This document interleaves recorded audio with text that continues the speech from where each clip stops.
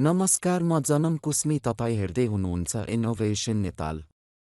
के तपाईहरू अहिले पनि धेरै समय लगाएर माइक्रोसफ्ट एक्सेलमा अलग अलग फाइल, अलग सिट, अलग कोलम अथवा सेललाई लग गर्नुहुन्छ भने आजको यो भिडियो स्पेशल तपाईहरूको लागि, जसमा एउटा एक्सनले कम्प्लिट एक्सेललाई लग गर्नेछ। आउनुहोस् सुरुवात गरौँ।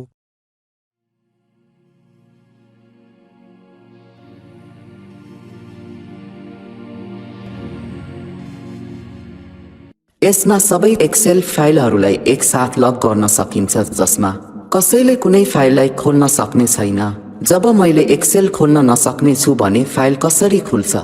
त्यसका लागि हामीले एउटा सानो VBA कोड लेख्नुपर्छ र VBA कोड लेख्नका लागि भिजुअल बेसिकलाई खोल्नेछौँ र भिजुअल बेसिकलाई खोल्नका लागि तपाईले आफ्नो किबोर्डले अल्ट र F11 सँगै थिच्दा भिजुअल बेसिक खुल्नेछ।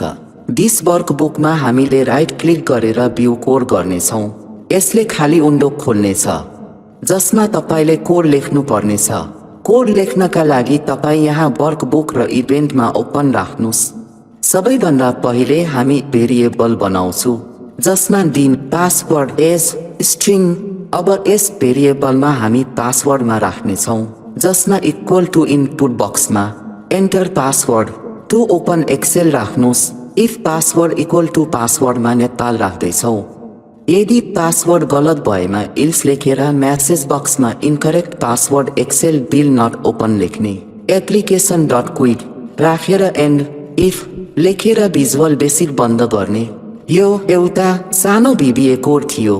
यस फाइललाई सेभ गर्नेछौँ। मैले यसलाई डेस्कटपमा सेभ गर्नेछु, जसमा फाइलको नाम मास्टर पासवर्ड राखेको छु र सेभ एज टाइपमा एक्सेल हेड इन्स राख्ने र सेभ गर्नुहोस्।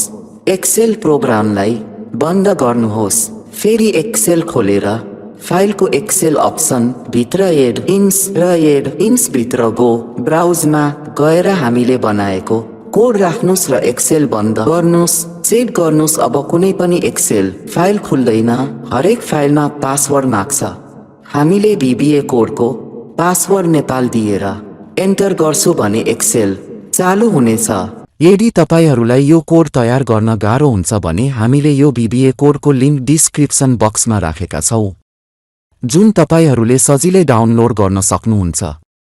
यो एड इन्स एक्सेलमा इन्स्टल गर्न एक्सेलको फाइल या office button Excel option add ins र गोमा गएर ब्राउजबाट डाउनलोड गरेको फाइल ओके गरेर इन्स्टल गरेर कम्प्युटरको सम्पूर्ण एक्सेल फाइल लग गर्न सक्नुहुन्छ।